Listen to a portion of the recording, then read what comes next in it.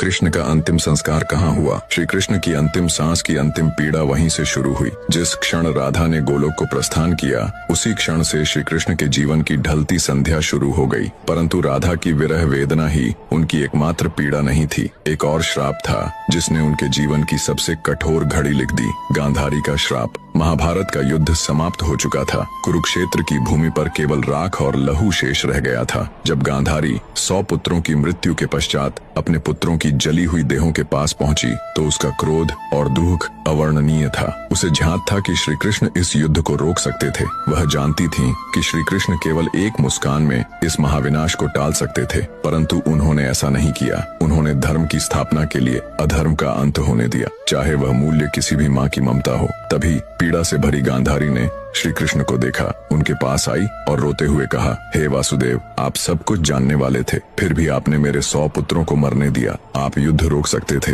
पर आपने केवल तमाशा देखा। मेरी ममता की आग आज आपको भी छुएगी। मैं आपको श्राप देती हूँ। ठीक वैसे ही जैसे मेरा वंश समाप्त हुआ, वैसे ही यदुवंश भी नष्ट होगा और आप भी अपनी मृत्यु को अकेले अपनों से बिछुड़कर एक तीर की पीड़ा में अनुभव करेंगे। श्री कृष्ण ने गांधारी के श्राप को शांत मन से स्वीकार किया, क्योंकि वह जानते थे यह भी उसी लीला का एक भाग है। जिस न्याय को वह लेकर आए थे, उसी न्याय की अग्नि अब उनके अपनों को भस्म करेगी। गांधारी का श्राप, राधा की जुदाई और यदुवंश का अंत, यही वो अंतिम अध्याय थे जिसने श्री कृष्ण के मानवीय रूप को सबसे गहरे दुख से भर दिया। अब जानिए कैसे त्रेता युग में श्री राम द्वारा दिया गया वरदान बना द्वापर में श्री कृष्ण की अंतिम लीला का कारण। अगर आपको श्री कृष्ण की अंतिम सांस के बारे में आगे बढ़ाना है तो चैनल को सब्सक्राइब करें। त्रेता युग का वह समय था जब राम ने रावण का वध कर अयोध्या लौटकर राम राज्य की स्थापना की थी। एक शाम अयोध्या के समीप एक तपस्वी राक्षस आया। नाम था जरासुर। वह युद्ध नहीं चाहता था,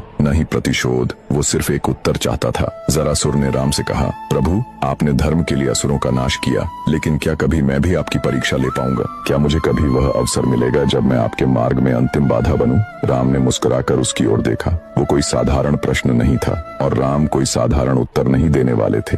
राम बोले, जब मैं द्वापर में श्री कृष्ण रूप में जन्म लूंगा, तब तू मनुष्य रूप में जन्मेगा और वही जीवन तुझे वह अवसर देगा जिसकी तू आज याचना कर रहा है। तेरे हाथों ही मेरी लीला इस धरती पर पूर्ण होगी, यह मेरा वचन है। जरासुर झुक गया। उसने नहीं जाना कि वह वचन युगों बाद एक महारहस्य का कारण बनेगा। समय बीतता गया, युग बदले और द्वापर में वो वचन धीरे धीरे श्री कृष्ण के अंतिम क्षणों की ओर बढ़ने लगा। जब लीला पूरी हो चुकी थी और ब्रह्मांड का सबसे बड़ा प्रेमी अपने सबसे गहरे अकेलेपन में डूब चुका था, वो द्वारका का अंत था। सब कुछ समाप्त हो चुका था। यदुवंश का नाश, रणभूमि की गूंजती चीता